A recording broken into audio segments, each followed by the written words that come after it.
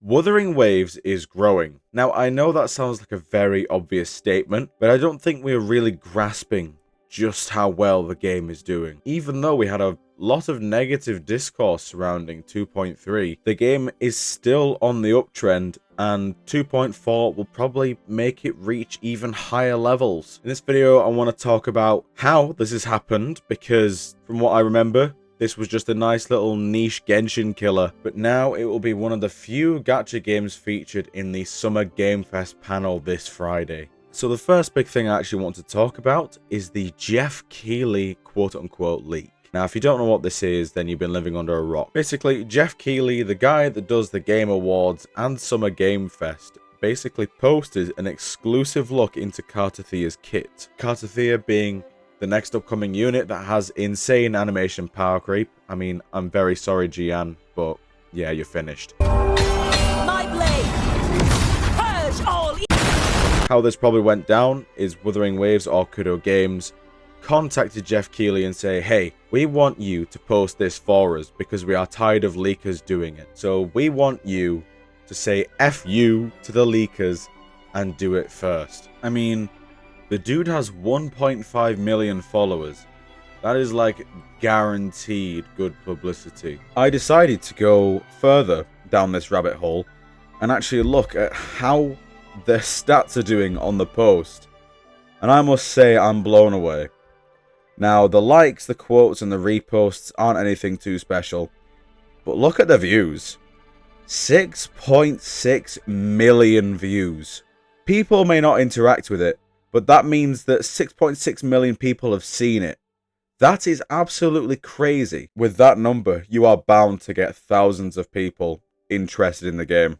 Another sign of a game growing is the increase in content creators in the space. Recently, we've seen new content creators enter the space, such as Nicholas Light. The dude has been grinding wuwa for ages and is loving every second of it. And other creators benefiting from it, like Captain Cabinets, Saint Tontas, etc. These already established creators gaining massive traction, partly because of Wuthering Waves. Another reason for Wuthering Waves' growth is just the growth of the gacha space as a whole.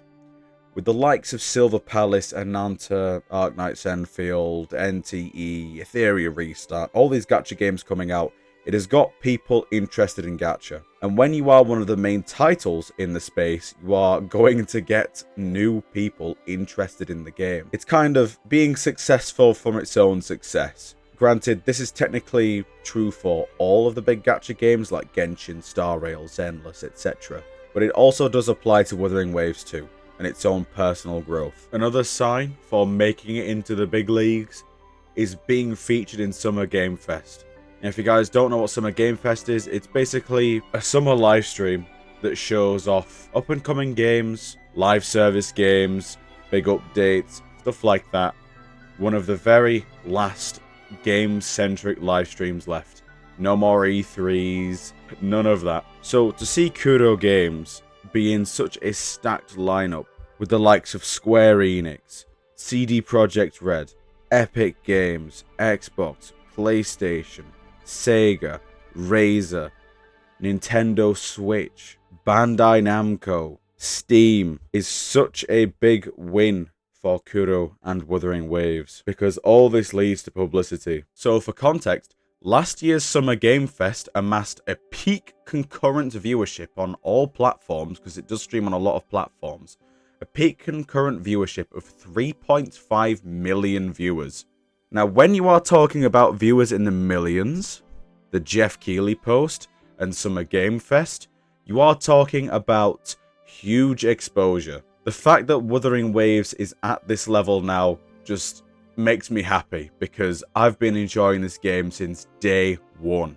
Now you may be wondering, well, what warrants Wuthering Waves being in this position? As you've noticed, it's come very far from its origins. Its very buggy origins, mind you. This is because, compared to a game like Genshin, for example, you can feel the difference in the developer's focus, because Wuthering Waves feels like a game first and a gacha second. If you took the gacha system out of Wuthering Waves, you would still have a very good, solid foundation for a game there. Meanwhile, if you took the gacha system out to Genshin Impact, I dare not discuss that. Because when you have live streams, and in each live stream you have a dedicated optimization section, where you treat it as an actual feature, the passion for the game is clear as day. And I'll be honest, Wuthering Waves is not done.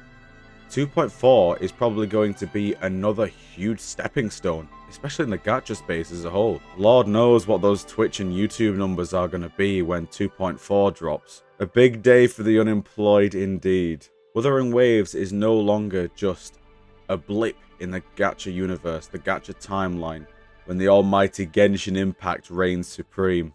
Wuthering Waves is now a direct competitor to Hoyoverse. And sure, Kuro Games might not be raking in as much money as Hoyoverse, but you can tell it really does not matter, because when Wuthering Waves adds their Echo loadout system, it took Genshin exactly 110 days to add their own. To add a half-assed Echo loadout system, not even a full loadout system, mind you. And this is why the game is growing, despite 2.3. They don't half-ass shit. The optimizations they put out are brilliant. For the most part, the events that they put out are entertaining. The main story quests, entertaining, not bloated, full of content, full of cinema. The characters they put out are unique. You could argue that characters back in the day were a bit heavy on the Rover Glaze side, but as you can tell, they've listened to that. And that's the whole point. Kuro have listened time and time and time again when it comes to optimizations like Echo loadouts, for example. Backup resin, giving out plenty of compensation in 1.0 when, believe me, it was needed. And smaller stuff like the overhauled synthesis menu. Synthesis before they updated it was an absolute nightmare. But now you can do it on the go and you can actually transmute things. You were never able to do that before it was updated. And over time, these sort of expected optimizations will build up and you will notice a difference when you compare the likes of 2.4 to 1.4, for example.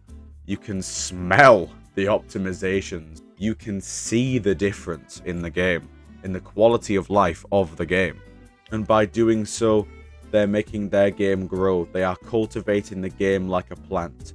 Each feedback on criticism is like a plentiful rain for the plant. After 2.0, I really thought the story would not get any better. I was wrong. 2.2 made my expectations look silly.